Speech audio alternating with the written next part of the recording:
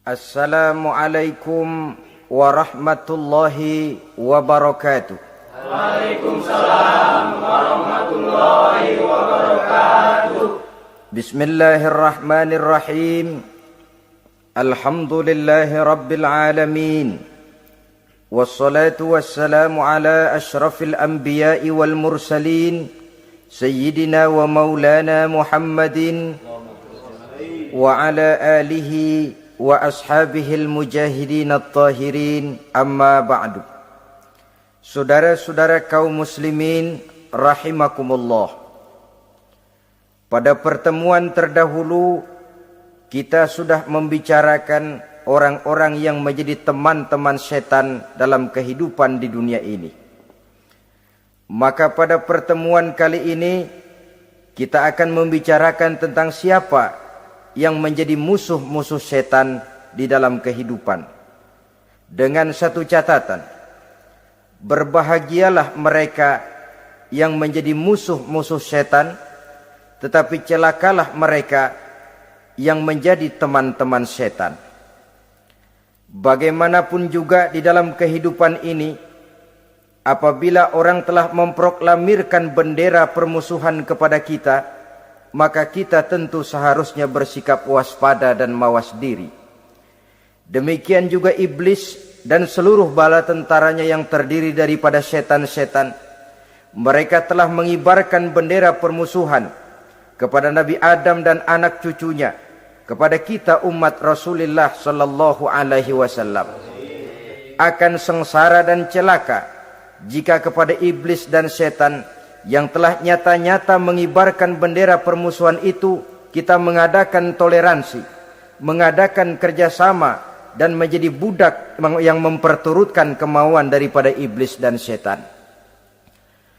Siapa yang menjadi musuh-musuh setan dalam kehidupan ini? Inilah pertanyaan berikutnya yang diajukan oleh baginda Rasul kepada iblis. Hai iblis, kalau teman-temanmu adalah seperti yang telah engkau jelaskan tadi, sekarang cobalah beritahu saya, siapa di antara umatku yang menjadi musuhmu dalam kehidupan ini? Atas pertanyaan ini iblis laknatullah menjawab, ya Rasul, musuh-musuhku di antara umatmu, pertama anta ya Muhammad. Musuhku yang pertama adalah engkau, wahai Muhammad. Kenapa iblis mencatat Nabi Muhammad sebagai tokoh nomor satu dalam deretan musuh-musuhnya? Mudah difahami. Pertama, keberadaan Rasul merupakan rahmah lil alamin, rahmah bagi lingkungan. Yang kedua, beliau berfungsi menyelamatkan manusia dari tempat yang gelap gulita, dari tempat kesesatan menuju tempat yang terang benderang, penuh berisi petunjuk dan hidayah dari Allah Subhanahu wa taala. Maka menurut iblis, inilah manusia perintang pertama atas segala daya dan usahanya menggelincirkan manusia ke jalan yang dimurkai oleh Allah Subhanahu wa taala. Kalau kita baca sejarah, risalah yang dibawa oleh Nabi Muhammad ini memang merupakan risalah yang membawa rahmah bagi alam sekitarnya. Ada sedikit perbedaan dengan risalah-risalah sebelum beliau. Sepertinya risalah yang dibawa oleh para rasul terdahulu itu mempunyai efek yang langsung pada kehidupan di dunia ini. Nabi Nuh misalnya menyampaikan agama. Hai umatku, ini agama. Umat menentang, turun banjir yang menenggelamkan orang-orang kafir. Azab diturunkan pada waktu itu juga, pada saat nabinya masih hidup. Jadi azabnya itu jenis cash, kontan. Nabi Soleh, hai umatku, ini agama. Mereka menolak, turun gempa bumi yang amat hebat menggulung orang-orang kufur. Nabi Musa, hai umatku, ini agama. Mereka menolak, sebagian ditenggelamkan di Lautan Merah, sementara sebagian lain dikutuk menjadi monyet-monyet yang hina seperti diceritakan dalam Al-Qur'anul Karim. Lain dengan Rasulullah sallallahu alaihi wasallam. Bagaimanapun kurang ajarnya umat yang dihadapi oleh beliau, bagaimanapun menentangnya jamaah yang dihadapi oleh beliau, azab tidak turun sepanjang beliau masih hidup. Ini merupakan jaminan dari Allah, wa ma kana Allahu liyu'azzibahum wa anta fihim. Allah sama sekali tidak akan menurunkan azab selama engkau wahai Muhammad masih hidup di tengah-tengah umatmu. Jadi keberadaan Nabi Muhammad merupakan jaminan keselamatan bagi umatnya. Selama beliau masih hidup, azab tidak turun bagaimanapun kurang ajarnya umat. Di sini sedikit bedanya dengan nabi-nabi terdahulu. Juga perbedaan dalam pola dakwah. Nabi Nuh ketika dakwahnya ditolak oleh umat, keluar doanya meminta umatnya ditenggelamkan. Tetapi Nabi kita ketika dilontari batu oleh umat, malah beliau mendoakan umatnya agar memperoleh hidayah. Oleh sikap yang semacam ini, wajar lalu iblis menganggap Nabi Muhammad sebagai musuh ranking pertama. Yang kedua, siapa musuhmu di antara umatku? Yang kedua kata iblis, musuhku Muhammad imamun adil. Pemimpin yang adil. Itu yang akan menjadi musuhku di dunia ini. Putus asa iblis menghadapi pemimpin yang adil. Tipu dayanya tidak terkena. Segala tingkah polanya tidak diperturutkan. Imam yang adil, pemimpin yang adil merupakan musuh daripada iblis laknatullah alaih. Apa sebabnya? Karena pemimpin yang adil mempunyai dampak dalam kehidupan di dunia ini.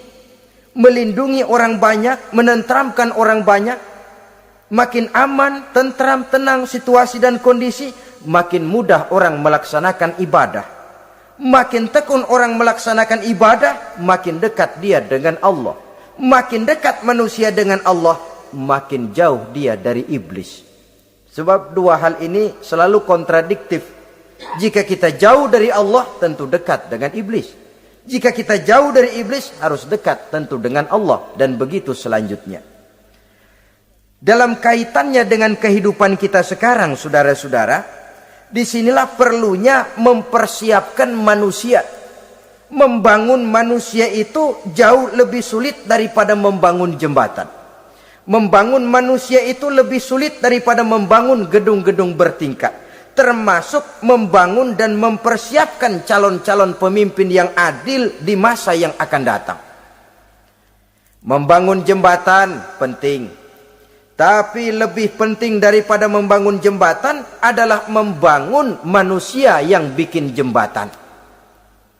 Sebab kalau manusia yang bikin jembatan tidak dibangun lebih dahulu, saya khawatir jembatannya nanti habis dimakan oleh yang bangun jembatan. Mengaspal jalan raya penting. Lebih penting dari mengaspal jalan raya, membangun manusia yang mengaspal jalan itu. Sebab kalau manusia yang mengaspal jalan bermental rusak dan bejat, saya khawatir jalan belum selesai, aspalnya habis dimakan oleh yang ngaspal. Inilah pentingnya membangun manusia pembangunan. Semua tugas-tugas besar, semua pekerjaan-pekerjaan yang baik harus berangkat dari niat yang baik, berangkat dari hati yang bersih. Siapapun adanya kita, apapun profesi kita. Yang jadi kiai, marilah berangkat dari niat yang bersih. Yang jadi mubalik, marilah berangkat dari niat yang bersih. Niatnya itu mau menghidupkan Islam atau mau cari hidup jual Islam. Kalau mau menghidupkan Islam, mari sama-sama kita berjuang. Tapi kalau mau cari hidup untuk dengan menjual Islam, minggir saja daripada nanti bikin malu. Yang mengurus masjid, mari berangkat dari niat yang bersih. Ngurus masjid itu niatnya mau menghidupkan masjid atau mau cari hidup di dalam masjid. Kalau mau menghidupkan masjid, mari. Tapi kalau mau mencari hidup di dalam masjid, tolong minggir saja daripada nanti bikin aib. Yang jadi orang alim, mari berangkat dari niat yang bersih. Jangan memperjualbelikan fatwa, yang halal dikatakan haram, yang haram jadi samar-samar, nanti membingungkan umat. Berangkat dari niat yang bersih, membangun manusia, pembangunan. Ini barangkali istilah yang lebih kena. Saudara-saudara kaum muslimin rahimakumullah. Setiap kita pada hakikatnya punya bakat. Secara fitrah yang kita bawa, bakat apapun kita ini punya. Saudara punya bakat jadi pemimpin, saudara pun punya bakat jadi pengkhianat. Saudara punya bakat jadi orang soleh, saudara juga punya bakat jadi orang salah. Saudara punya bakat jadi orang besar, saudara pun punya bakat jadi orang hina. Seluruh bakat ada di dalam diri kita. Tinggal nanti pertumbuhannya mana yang lebih subur. Saudara punya sifat berani, saudara pun punya sifat takut. Seberani-beraninya orang mesti ada sifat takutnya. Nanti mana yang tumbuh lebih subur? Kalau takutnya tumbuh lebih subur, dia akan jadi orang penakut. Kalau beraninya yang tumbuh lebih subur, dipupuk oleh lingkungan, pendidikan dan sebagainya, dia akan tumbuh jadi orang pemberani. Oleh karena itu, agama merupakan lingkungan yang subur untuk menumbuhkan benih-benih yang baik yang kita bawa bersamaan dengan lahirnya kita ke alam dunia ini. Setiap kita, saya, saudara, punya bakat jadi pemimpin, punya bakat jadi pengkhianat, punya bakat jadi pengabdi, punya bakat jadi koruptor, punya bakat jadi pemelihara, punya bakat jadi perusak. Tinggal nanti lingkungan, pendidikan yang menumbuhkan mana yang tumbuh lebih subur. Kalau lingkungan saudara lingkungan maling, maka sifat pengkhianat akan tumbuh lebih subur. Kalau nanti saudara jadi pemimpin, insya Allah korupsi. Lingkungan yang menumbuhkan sifat mengabdi, sifat berbuat tanpa pamrih, kalah. Dikalahkan oleh sifat pengkhianat dan korupsi itu yang dibentuk oleh lingkungan, pendidikan, pengalaman dan sebagainya.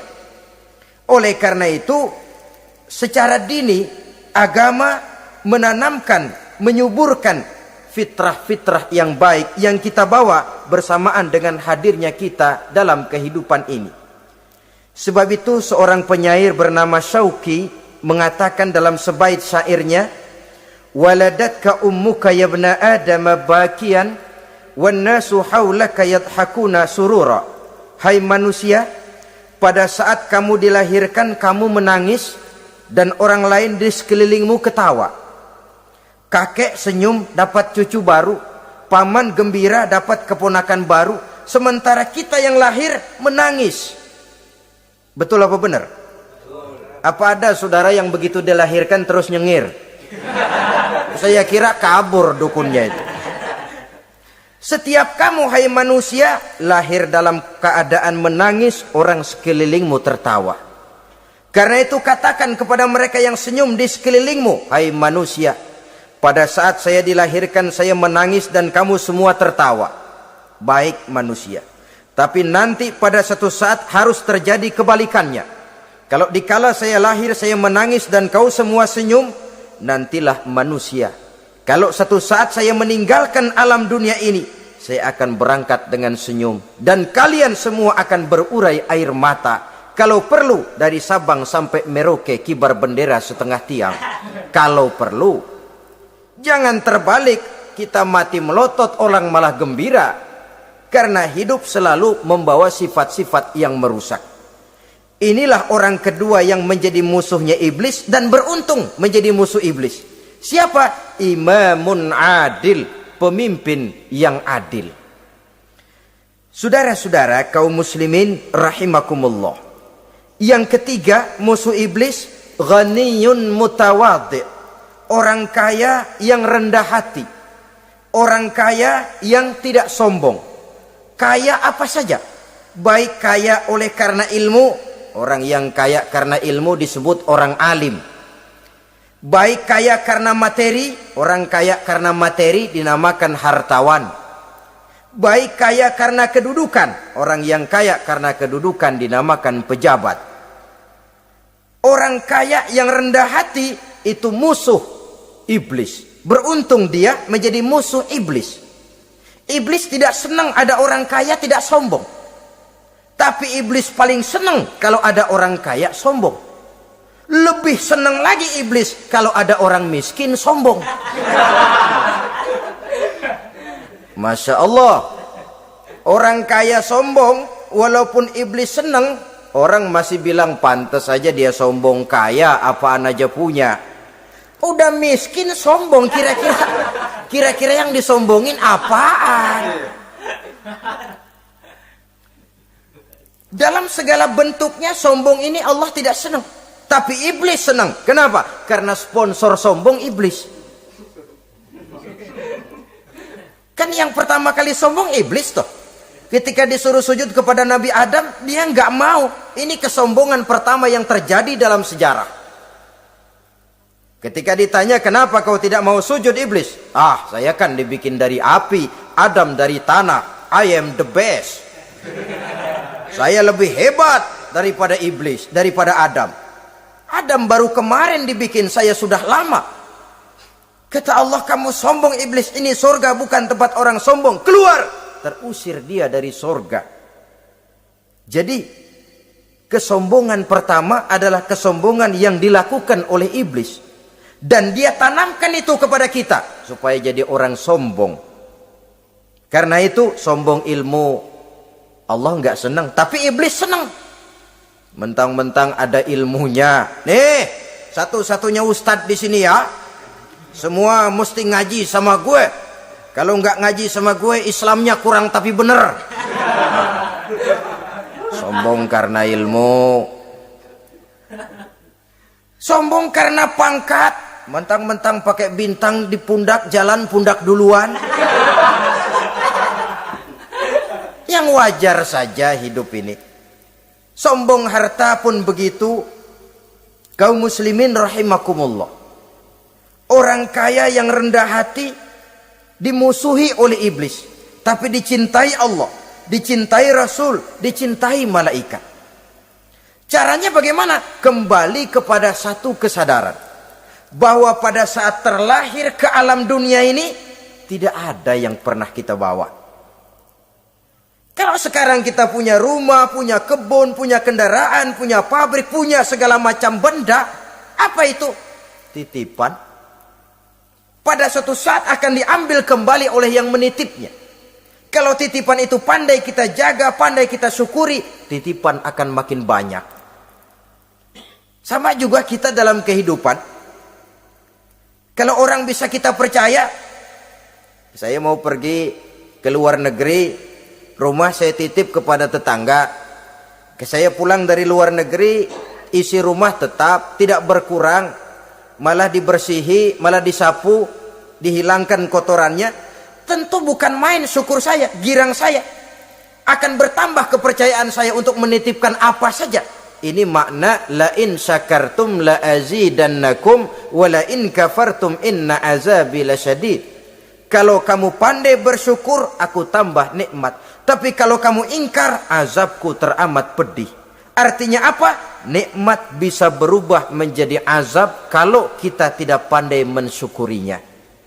Ma'asyiral muslimin rahimakumullah, orang yang kaya ilmu lalu rendah hati, tidak selalu ingin menonjolkan diri. Ini kadang-kadang yang tanggung ini yang bikin berabe. Alim bener enggak, geblek bener juga enggak. Yang sedikit-sedikit mau nonjolin diri. Kalau enggak jadi imam enggak mau ke masjid. Enggak jadi imam enggak mau ke musola. Pokoknya kalau enggak jadi imam marahan sama musola. Macam mana? Saudara-saudara kaum muslimin, rendah hati.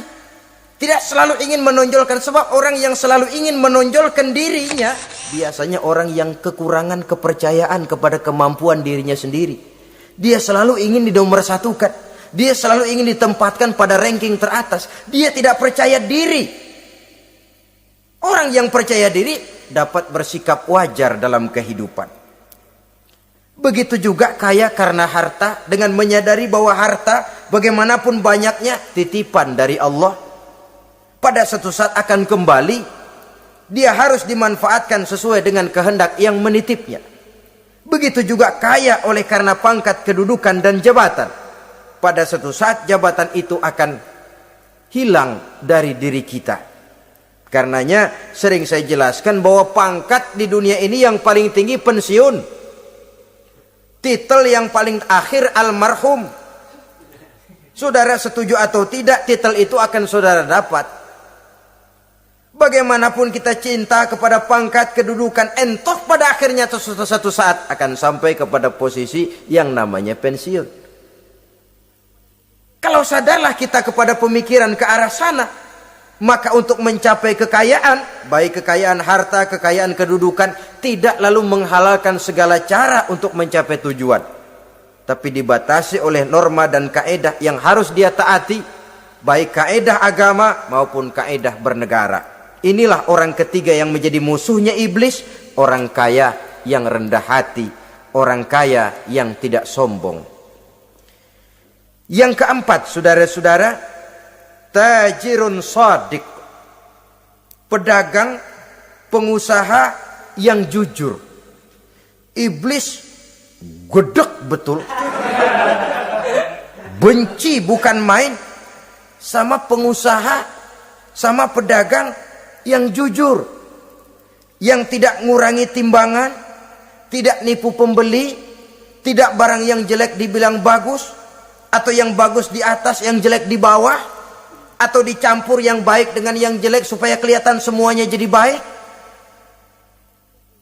Semua orang ingin untung, tidak ada kecuali siapapun orangnya, dan itu wajar. Setiap manusia ingin mendapat keuntungan, kalau perlu dengan modal minimal mencapai keuntungan maksimal, seperti yang diajarkan oleh teori ekonomi.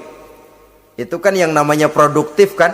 Satu usaha dinamakan produktif, bagaimana kita mengeluarkan modal minimal bisa mencapai keuntungan maksimal. Silakan. Bahwa manusia ingin untung itu insting, naluri, fitrah. Tidak ada orang yang mau rugi. Tapi cara mencapai keuntungan itu yang membedakan antara seorang muslim dengan yang bukan muslim. Sudah pernah saya sampaikan, apabila kaum pengusaha, para pedagang sudah dijangkiti penyakit yang tidak jujur, yang akan timbul adalah kekacauan ekonomi. Kekacauan ekonomi bisa menimbulkan revolusi sosial, dan revolusi sosial merupakan kiamat satu generasi. Semua kericuhan hampir bermuara dari perut, dan itu ekonomi. Orang nodong perut, orang korupsi perut. Ya walaupun korupsi kalau sudah kelas kakap tidak lagi sekedar urusan perut. Ya perut apa yang diurusin kalau korupsinya miliaran itu? Perut jin barangkali. Saudara-saudara kaum muslimin rahimakumullah. Oleh karena itu, pedagang yang jujur, pengusaha yang jujur, ini merupakan musuh iblis. Iblis tidak senang kalau ada pengusaha yang jujur. Iblis tidak senang kalau ada pedagang yang jujur. Tapi iblis akan tepuk tangan kalau pedagang sudah selingkuh, kalau pengusaha sudah nipu. Ada orang bilang, sekarang mah kalau jujur-jujur bener nggak makan apa-apa dong kita. Sebab katanya jangan lagi nyari yang halal, sekarang ini yang haram aja seret. Rupanya sering masang undian nggak pernah kena. Lalu bilang jangan yang halal, yang haram aja nggak kena-kena katanya. Sebenarnya bukan itu masalahnya, saudara-saudara. Bukan itu masalahnya. Masalahnya ialah bahwa kejujuran membawa keberkahan. Ini kalau kita berpikir dengan kacamata agama. Keberkahan merupakan sumber ketenangan. Dan ketenangan ini tidak bisa dibeli dengan materi yang bagaimanapun banyaknya. Walaupun kita punya percetakan duit, ketenangan itu nggak bisa dibeli. Jangankan cuma punya duit banyak, percetakan duit saudara punya, mau membeli ketenangan yang berasal dari keberkahan, sulit. Jadi kejujuran membawa keberkahan, keberkahan membawa ketenangan. Jangan macam dulu tukang sol sepatu. Ditanya oleh temannya, "Bang, ngesol satu hari dapat berapa?" 200 rupiah. Sembayang enggak? Enggak. Islam? Islam, kalau Islam mah. Kata temannya, "Sembayang dah, kali aja besok dapat rezeki lebih banyak." Yang benar, iya. Sebab kalau orang sholat itu Allah dekat, nanti rezekinya ditambah. Beneran? Bener. Subuh sembayang dia. Habis sembayang sarapan, berangkat ke tempat dia ngesol, mangkal. Dari pagi sampai jam 11 belum ada juga yang ngesol. Mulai bimbang hatinya. Katanya kalau sembayang rezeki tambah. Tadi sembayang subuh sampai gini hari belum ada yang ngesol. Cobaan kali, sabar. Datang sholat zuhur. Habis zuhur nunggu lagi, belum juga ada yang datang ngesol. Udah mau pulang hampir maghrib, baru datang satu orang dandanin sendal jepit putus.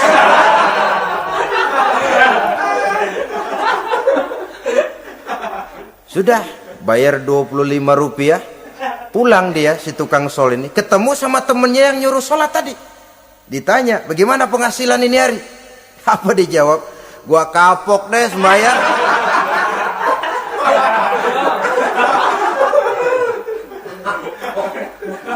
Kemarin nggak sembahyang dapat 200, sekarang begitu sembahyang jigo.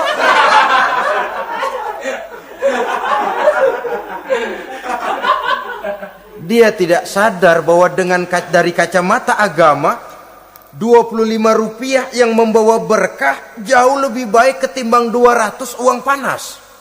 Dari kacamata agama, 25 rupiah yang membawa berkah lebih baik daripada 200 rupiah tapi panas. Sebab panas menjauhkan kita dari ketenangan.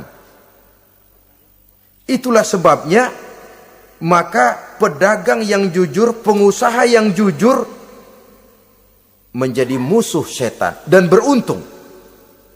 Sekarang jadi pengusaha jujur-jujur nggak dapat proyek, Pak. Kalau nggak bisa semur. Padahal agama sudah menjelaskan ar-rashi wal murtashi finnar. Orang yang nyogok dan orang yang disogok, dua-duanya neraka. Kenapa? Join termasuk ta'awanu 'alal ismi wal udwan. Bertolong-tolongan dalam berbuat dosa dan kesalahan. Kalau hadiah, lain hadiah. Kalau sodako, lain sodako. Tapi yang namanya semir, suap, ar-rashi wal murtashi finnar. Saudara-saudara kaum muslimin rahimakumullah. Jadi pedagang yang jujur, pengusaha yang jujur merupakan salah satu roda perekonomian. Kegoncangan ekonomi akan menimbulkan dampak sosial yang sangat luas dan kompleks. Yang pada giliran puncaknya, dampak paling negatifnya, dia sanggup menggerakkan terjadinya revolusi sosial. Bukankah sebagian besar gerak hidup manusia dimotivasi oleh keinginan untuk mempertahankan kelangsungan hidup? Dan kelangsungan hidup artinya mulut. Mulut itu artinya perut, dan itu artinya makan. Setelah itu mungkin baru pangan, baru sandang, baru dia berpikir pakaian dan sebagainya. Jadi karena dia merupakan penggerak roda ekonomi, pedagang yang jujur, pengusaha yang jujur mutlak diperlukan dalam kehidupan ini. Sebab sekali lagi, kejujuran akan membawa keberkahan, keberkahan memberikan ketenangan dalam kehidupan. Oleh karenanya kita umat Islam, biarin duit kita banyak, asal berkah. Itu tentu idealnya. Ketimbang dikit tidak berkah, lebih baik ia banyak, ia berkah. Dan keberkahan itu datang lewat kejujuran. Kejujuran ini sudah dicontohkan oleh Rasul pada saat beliau berniaga ke negeri Syam. Dikala berumur 9 tahun, bahkan dikala berumur 25 tahun, seketika membawa dagangan Sayyidatuna Khadijah yang kelak jadi istri beliau. Kita maklum bahwa solat merupakan sarana yang paling efektif untuk mendekatkan manusia kepada Allah. Makin dekat manusia dengan Allah, makin tidak senang iblis dan setan. Karena itu segala macam cara mereka berusaha mengaduk-ngaduk solat kita. Dan sesungguhnya, jikalau kita mengerjakan solat, itu kan targetnya cuma 2. Pertama, agar solat kita itu sah. Yang kedua, agar solat kita itu qabul, yakni diterima oleh Allah.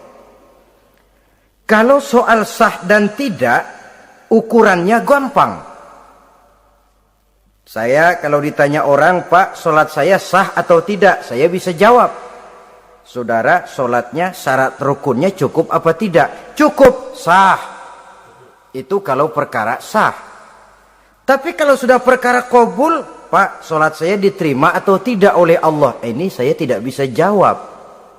Kenapa? Soal qabul mencakup masalah batin. Cuma ukuran logikanya, kalau syarat rukun cukup, insya Allah qabul. Saudara-saudara kaum muslimin rahimakumullah. Oleh karenanya, pada saat kita sholat, iblis, setan datang dari segala macam penjuru supaya kita kehilangan rasa khusyuk. Apalagi kalau kita jadi imam yang gerak kita, bacaan kita dilihat, didengar, disaksikan oleh orang banyak. Digodanya gerakan kita, dibolak-baliknya hati kita supaya di dalam sholat itu banyak yang kita ingat, hal-hal yang tidak ada hubungannya dengan sholat. Kadang-kadang belum sholat kita ribut nyari pulpen. Enggak ketemu, begitu takbir ingat pulpen di atas lemari. Mulai goncang lagi niat kita sholat. Kadang-kadang kalau hati tidak bisa dipermainkan, iblis berbisik lagi. Gerakan kita dalam sholat tidak mencerminkan kekhusyuan.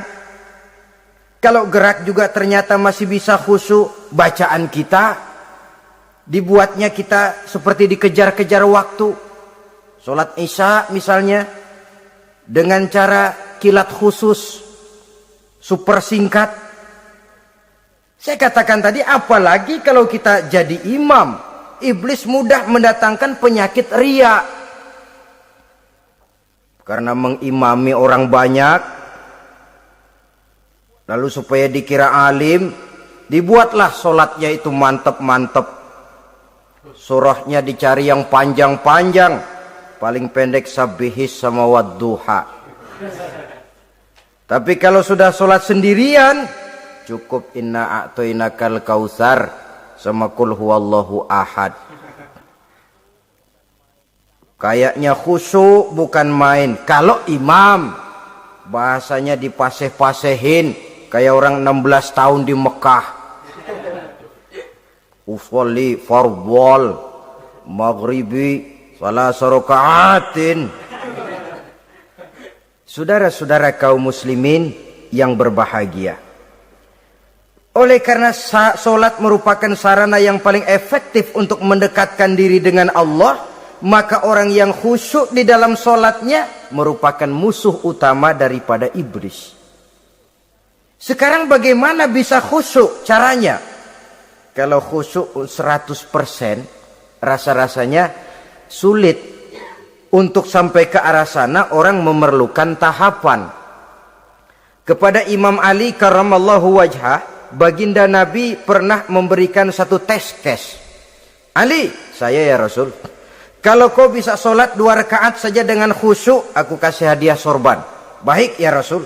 Sembayang Imam Ali 2 rakaat, selesai sholat, assalamualaikum wassalamualaikum. Rasul bertanya, yang mana sorbannya Li? Tanpa nengok, Imam Ali menjawab, yang hijau ya Rasul. Setelah menjawab yang hijau, Rasul berkata, kamu tidak khusyuk Li. Kenapa? Soalnya tadi waktu sembayang mikirin. Nanti kalau ditawarin sorban pilih yang hijau aja ah. Sehingga begitu ditanya refleks menjawab, yang mana li? Yang hijau saja ya Rasul. Oleh karena itu menurut Al-Imam Nawawi, pada tingkatan yang paling sederhana sudah sampai ke tingkat khusyuk asal pada waktu takbiratul ihram ingat kepada Allah. Tapi jangan lupa itu tangga pertama. Jangan ada fatwa begini lalu aman. Yang penting kan takbirnya ingat Tuhan, belah sononya mau kemana kek. Bukan itu. Itu pada tingkatan pertama sudah sah dipandang khusyuk solatnya orang awam asal pada waktu takbiratul ihram dia ingat kepada Allah. Tetapi harus terus berusaha agar sepanjang solat dia ingat kepada Allah. Caranya bagaimana? Pertama, menanamkan diri bahwa pada saat kita sedang mengerjakan solat yang lain tidak ada kecuali Allah. Yang kedua, berusaha memahami apa yang kita baca. Sehingga pada saat kita sujud, subhana rabbiyal a'la wa bihamdih, terbayang kemahasucian Allah, kemahatinggian Allah. Sehingga hati tidak mengembara, mulut berucap, hati mengikuti apa yang diucapkan. Yang kadang-kadang membuat hati kita jalan-jalan, badan di masjid, badan takbir, badan ruku, tapi hati di pasar, hati di kantor, hati di pabrik. Karena yang kita ucapkan tidak berakar di hati. Yang kita baca kita nggak tahu artinya. Sangat boleh jadi hati lalu mengembara kemana-mana.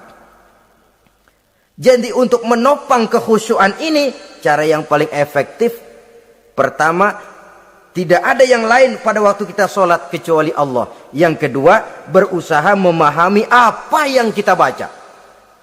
Dikala kita sujud dikala kita duduk di antara dua sujud, Rabbighfirli, ya Allah ampuni dosa saya, warhamni, kasihani saya, dan selanjutnya. Mulut membaca, hati mengikuti. Dengan mengikuti, hati tidak terlalu mengembara, ada tempat dia kembali.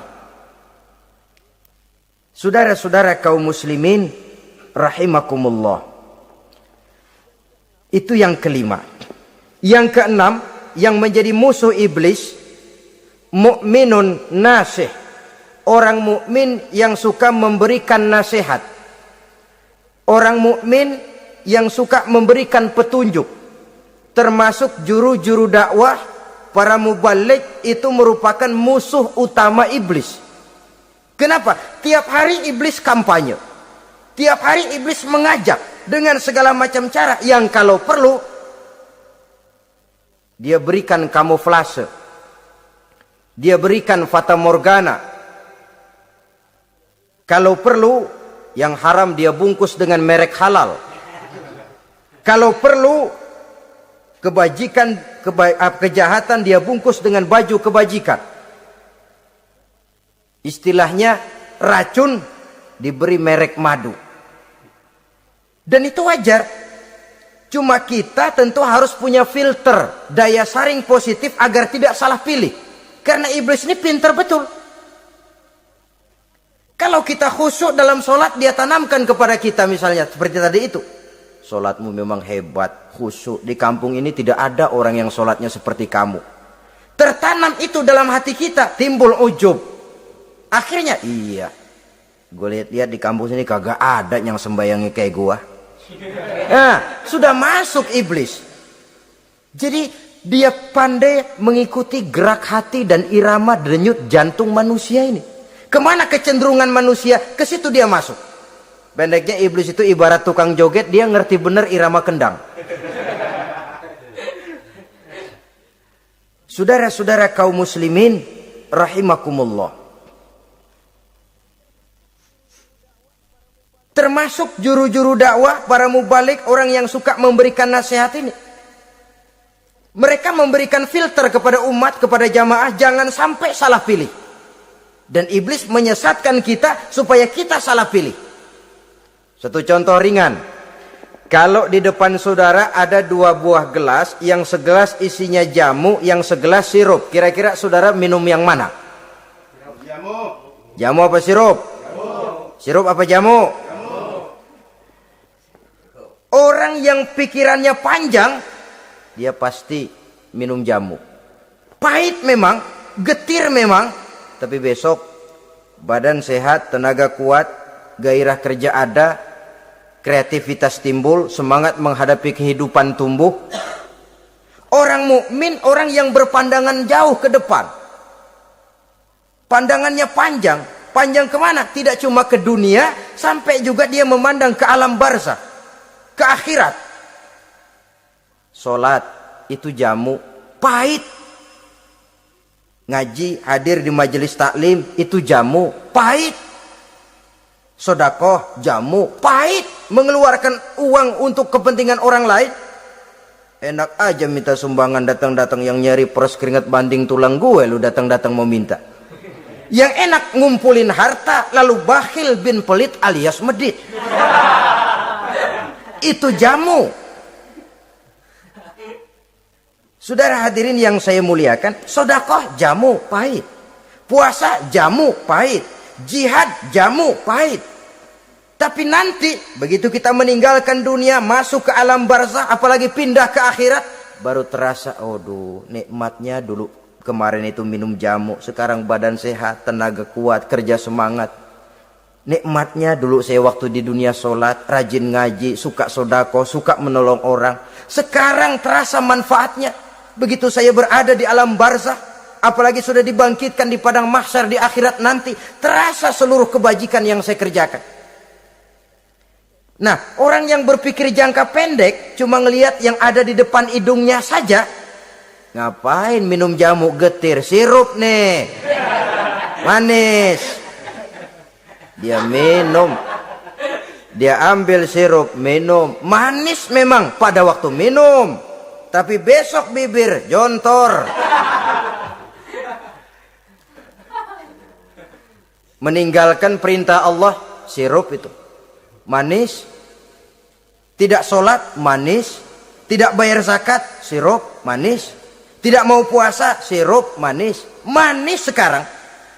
Tapi nanti besok begitu masuk ke alam barzakh, begitu dibangkitkan di padang mahsyar di akhirat nanti, merintih kita menahan penyesalan yang sudah tidak ada artinya lagi. Sampai-sampai penduduk mahsyar itu ada yang berkata, diceritakan dalam Quran, ya laitani kuntu turaba. Wahai celaka, kenapa kita enggak jadi tanah saja? Menyesali kejadiannya. Andai kata mereka bisa kembali ke hidup di dunia lagi, mereka akan minta kejadian yang kedua untuk berbuat baik. Tapi tentu sudah penyesalan yang tidak ada gunanya lagi. Maka saudara-saudara, emang cuman jalan duluan kecebur di sumur yang nyesel duluan. Ada orang jalan, yang paling depan kecebur di sumur, itu tuh, gue nyesel duluan katanya. Nyesel duluan. Yang lain mesti nyeselnya belakangan. Saudara hadirin yang saya muliakan. Nah, orang yang suka memberikan nasihat kepada orang lain dimusuhi iblis. Kenapa? Tentu nasihat yang membawa kebaikan. Iblis enggak senang betul itu. Kita nasihatin teman, udah berhenti dah, jangan pada mabok lagi. Iblis gergetan bener. Ini orang dilarang lagi. Kita nasihati teman, udah jangan masang-masang lagi dah, nggak bakalan kena, dikebohongin. Nggak ada orang jadi kaya masang judi, bangkrut malah lo.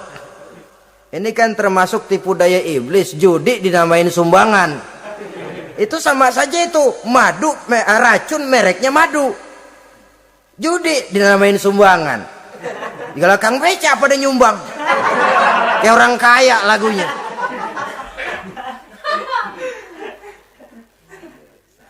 Saudara-saudara kaum muslimin rahimakumullah, adalah kewajiban kita memang untuk tawasau bil haq, saling nasihat menasihati. Setiap kita juru dakwah, setiap kita wajib menyampaikan apa yang sudah kita tahu kepada orang yang belum atau kurang tahu. Saudara yang bisa bismillah wajib mendakwahkan bismillah itu kepada orang yang belum tahu bismillah. Saudara bisa Fatihah harus menyampaikan itu kepada orang yang belum bisa Fatihah. Persetan dengan orang lain. Apalagi yang cuma kerjanya ngeritik saja, lu baru bisa Fatihah doang udah ngajar. Biar aja yang diajarin gak bisa Fatihah kok. Apa masalahnya pemerataan di bidang keilmuan? Sebab memang biasa penonton itu selalu lebih pandai menilai, kayaknya lebih pintar dari yang main. Sama saja orang nonton bola ngomel melulu, padahal dia sendiri belum tentu bisa main. Dengerin orang pidato pun begitu, monten bisa, wah kalau dia yang pidato 1 jam kayak semenit. Tapi kalau si Ano tuh kita udah pegel belum juga mau berhenti. Monten bisa, coba dia suruh pidato udah 1/4 jam masih ama ba'du. Apa mau dibilang ama ba'du?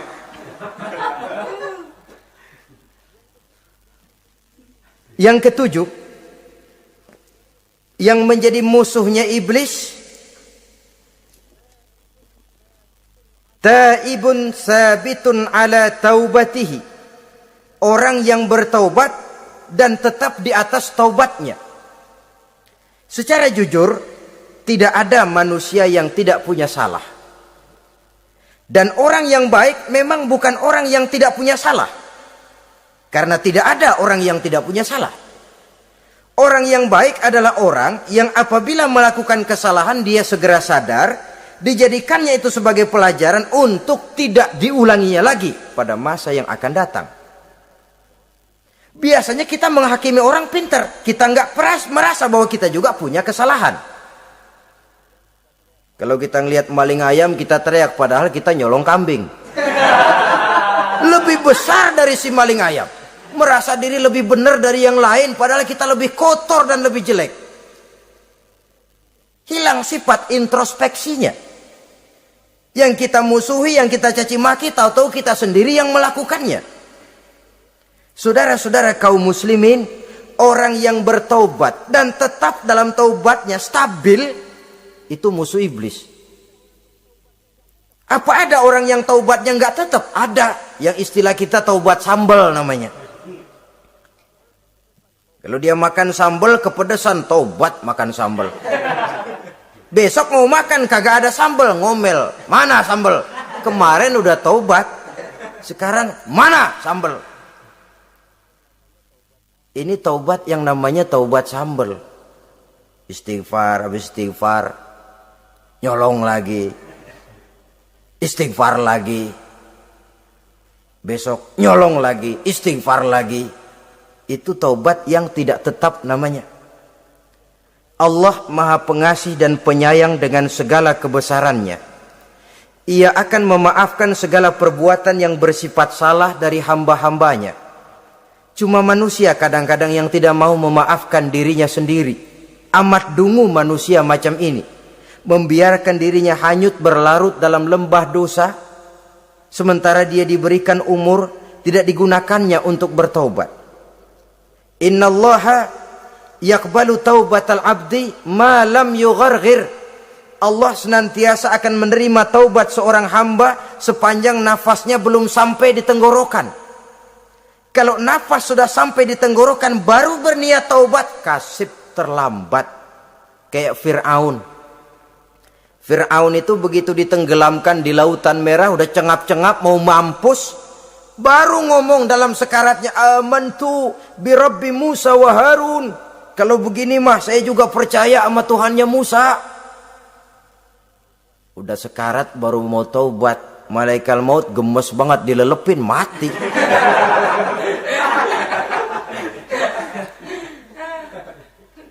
Nah, kepada adik-adik remaja, biasanya kalau sudah bicara taubat, pikiran kita, taubat mah urusan 70 tahun ke atas. Kita masih lama ini. Sebenarnya tidak. Masalah taubat adalah masalah salah dan dosa. Masalah salah dan dosa adalah masalah manusia. Sejak dia akil balik sampai ajal datang berenggut nyawa. Hidup ini tidak selalu berjalan mulus. Hidup ini tidak selalu berjalan di atas kertas putih. Kadang kita tersilap, kadang kita tersalah. Kadang situasi dan kondisi menyebabkan kita berbuat lain dari yang seharusnya. Itu kehidupan. Silih berganti. Oleh karenanya pesan Nabi, wa'at bi'i sayyi'atal hasanah. Perbuatan salah ikuti dengan kebajikan. Dosa iringi dengan taubat. Jangan nunggu. Saya untuk taubat takut nanti bikin lagi. Nah, ini namanya punya harapan mau bikin lagi.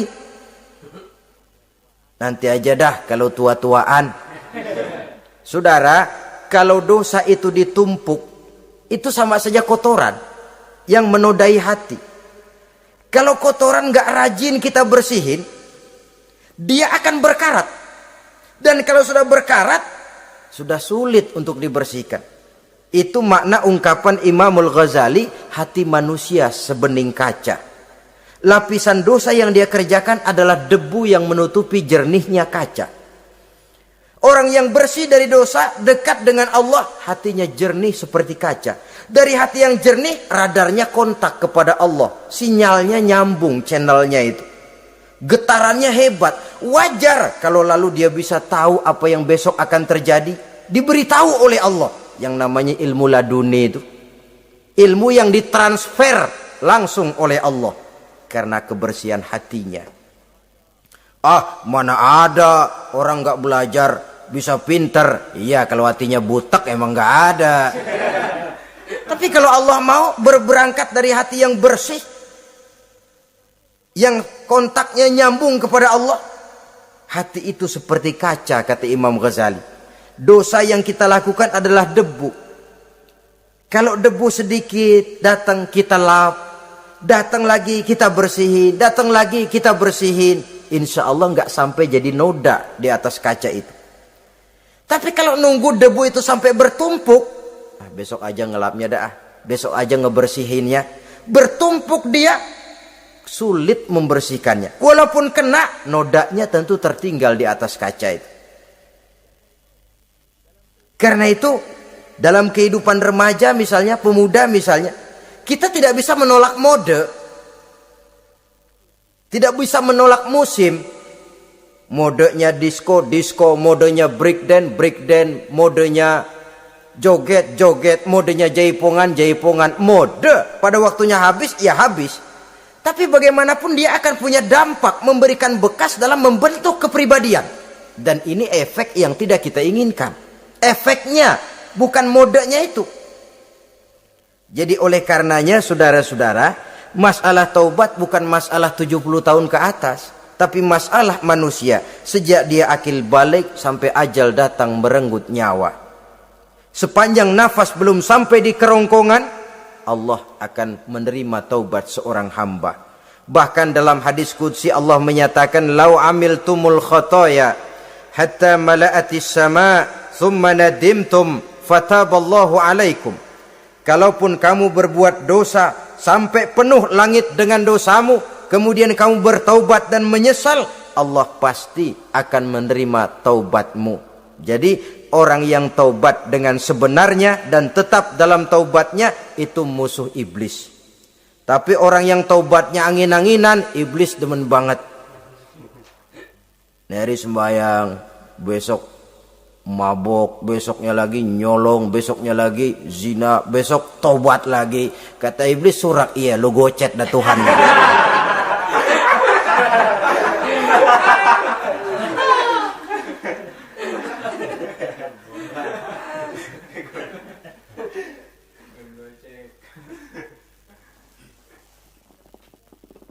Selanjutnya yang ke-8, musuh iblis, musuh setan, mukminun yudawi mu'alat taharah. Orang mukmin yang membiasakan diri selalu dalam keadaan bersuci. Baik dari hadas kecil, lebih-lebih dari hadas besar. Wudu utamanya memang untuk sholat. Tapi membiasakan wudu dalam kehidupan sangat baik sekali. Mau ke kantor wudu dulu, mau ke pasar wudu dulu, mau ngajar wudu dulu. Apa sebabnya? Karena dalam keadaan suci, orang ada sikap memelihara kesuciannya. Kalau kita naik PPD pagi-pagi gelantungan, kalau punya wudu, hati-hati kesenggol perempuan juga sayang sama wudu. Tapi kalau nggak punya wudu, jangan kesenggol, kita nyeruduk. Ada semacam sikap apik di dalam kehidupan ini. Karena itu biasakan wudu. Untuk menjaga kebersihan diri, kebersihan zahir, kebersihan batin, belum lagi kemanfaatan di akhirat. Sebab kata Nabi, inna ummati ya'tuna yaumal qiyamah ghurran muhajjalin min asharil wudu. Umatku di akhirat nanti akan datang menghadap Allah dengan muka berseri-seri, bersinar-sinar dari sebab sering wudu. Sehingga tidak usah mengaku pun Rasul akan memanggil karena muka yang sering tersentuh air wudu ini. Mu'minun yudawimu alat toharoh. Orang mukmin yang selalu membiasakan diri berada dalam keadaan suci, berwudu. Kita lihat ajaran wudu ya. Dari sejak bacaan-bacaannya saja itu sudah membawa manfaat. Lalu dari segi bahwa kita manusia sering tersilap melakukan dosa-dosa kecil. Dosa-dosa kecil itu oleh air wudu dia rontok. Tangan kita suka colak-colek. Pada saat membasuh dua tangan, Allahumma inni as'alukal yumna wal barakah wa a'udzubika minasyu'mi wal halakah. Dosa yang ada di tangan itu rontok. Mata kita suka pelatat-pelotot, enggak karu-karuan. Pada saat membasuh muka, nawaitu raf'al hadasil asghar. Dosa yang ada di mata rontok. Dari segi pembersihan batin. Belum lagi dari segi pembersihan zahir. Sehari semalam kalau 5 kali saja kita terkena air wudu, itu sudah menjaga kesehatan dan kebersihan. Saudara-saudara kaum muslimin rahimakumullah. Yang kesembilan, orang yang menjadi musuh iblis yaitu mutawarra'un anil haram. Orang yang memelihara diri dari yang diharamkan oleh Allah. Terpelihara dirinya, terpelihara yang dimakannya, yang diminumnya dari jenis-jenis yang haram, baik sedikit maupun banyak. Jangan cuma teriak haram waktu sedikit, tapi giliran banyak halal. Sama saja orang dikasih tahu, itu ada cerita anak-anak, Pak Haji punya anak main judi, dikasih tahu, Pak, anak bapak main judi, astagfirullah katanya. Tapi menang Pak, alhamdulillah.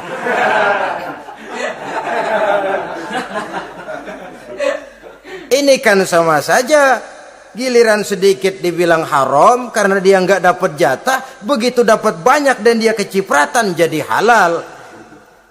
Yang sedikit haram, banyaknya pun juga haram. Yang banyaknya haram, sedikitnya juga haram.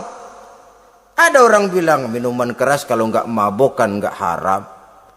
Yang memabokkan banyaknya, sedikitnya tetap saja haram. Ma askaro kasiruhu faqaliluhu haramun. Apa yang banyak menyebabkan jadi mabuk, sedikitnya pun juga haram. Saudara-saudara kaum muslimin, yang ke-10 yang terakhir, musuh daripada iblis ialah mukminun rahimun, orang mukmin yang berhati pengasih, orang mukmin yang suka menyambung silaturahmi, orang mukmin yang tidak suka bertengkar, orang mukmin yang tidak suka marah-marahan. Kalaupun terpaksa marah, tidak lebih daripada 3 hari. Jadi boleh saja marah kalau alasannya tepat, tapi nggak lebih dari 3 hari. Kalau perlu bikin perjanjian, kita marah ya 3 hari. Itu limit, tidak halal kata Nabi bagi seorang muslim menjauhi saudaranya lebih dari 3 hari. Tidak halal itu artinya haram. Kita ini kadang-kadang kalau sudah marahan sama tetangga kah, sama teman kah, kadang-kadang suka berlaku perpanjangan waktu. Tidak cukup perpanjangan waktu, ditambah lagi perpanjangan generasi. Enggak cukup kita yang marah, orang lain kita sundut-sundut supaya ngikut marah lagi. Marah pakai ngundang. Kayak mafia lagunya, udah dia marah, orang lain lagi disuruh marah. Saudara hadirin yang saya muliakan, mukmin yang punya sifat belas kasih, berhati jernih, itu musuh utama dari iblis. Tapi mukmin yang suka marah-marahan, tukang hasut dan tukang bakar, itu teman-teman iblis. Oleh karena itu, mudah-mudahan kita semua menjadi musuh iblis. Dan jangan menjadi musuh iblis. Jangan menjadi teman iblis. Sebab iblis sudah kadang memproklamirkan permusuhan. Sekali dia musuh kita, selamanya dia akan tetap menjadi musuh kita. Berusahalah untuk menjadi musuh iblis dan jangan sekali-kali toleransi. Jangan berusaha menjadi teman iblis. Inilah yang kita bicarakan pada pertemuan ini. Mudah-mudahan ada manfaatnya. Terima kasih atas segala perhatian. Mohon maaf atas segala kekurangan. Wassalamualaikum warahmatullahi wabarakatuh. Waalaikumsalam.